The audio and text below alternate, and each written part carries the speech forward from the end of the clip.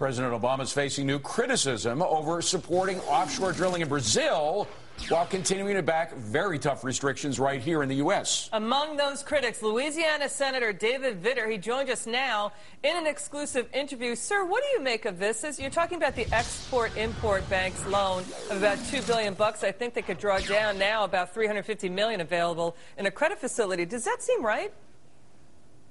No, it doesn't. I mean, bottom line is this: $2 billion of U.S. taxpayer money at stake to develop offshore Brazil.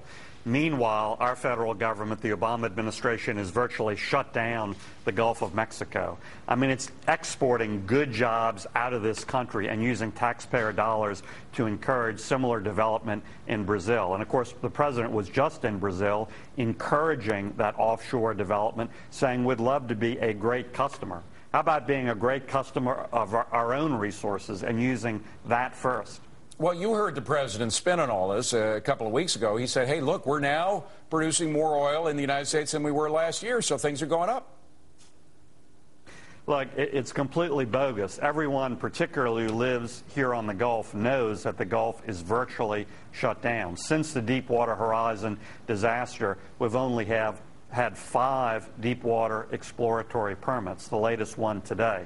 Over that same year in normal times would have over 100. So it is a virtual shutdown, and it has to change. It's costing the country federal revenue, jobs, and energy independence. Yeah, you know, I don't get it. We get, what, 35% of our oil out of the Gulf.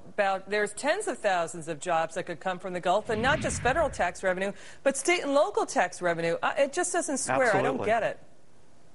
Yeah, every big issue we're supposed to be concerned about now, deficit and debt, jobs, the situation in the Middle East, all of that should point to getting the Gulf of Mexico back and operating again and expanding domestic production of energy in general. And yet this president, this administration are doing exactly the opposite. Well, there's one thing you didn't mention, which is a nuclear crisis in Japan, and people beginning to look twice about whether we're going to be building any more nuclear facilities here. Isn't that alone going to force the president to turn to drilling more in order to meet our energy needs? I hope something forces him because, again, we're ignoring domestic resources, becoming more dependent on foreign countries, shipping away jobs, pushing away federal revenue, which could actually lessen deficit and debt. I think the biggest pressure that's being brought to bear, of course, is the rising price at the pump.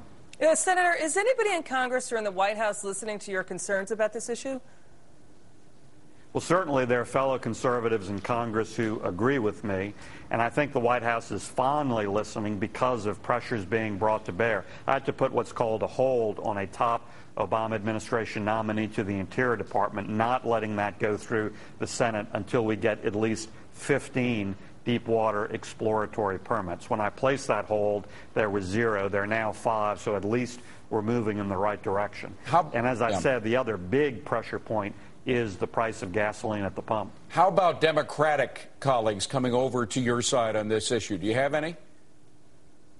There are more and more coming over, and I think you're going to see that grow, particularly folks who are up for election this cycle, and particularly as the price at the pump goes up and up. Can you name names? That's inevitable.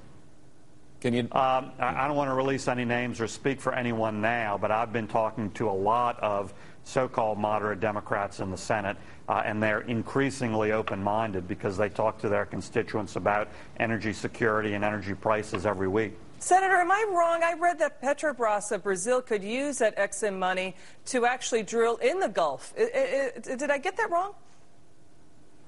I don't know that offhand, so I wouldn't want to speak to that. I thought the loan and the loan guarantee was specifically for offshore Brazil production. Although we know that they're going to be drilling off the coast of Cuba, which is water that we could probably drill in as well. David Vitters, thank you very much for coming in. Good to see you again, Senator from Louisiana. Thanks very much, David and Liz. Thank you.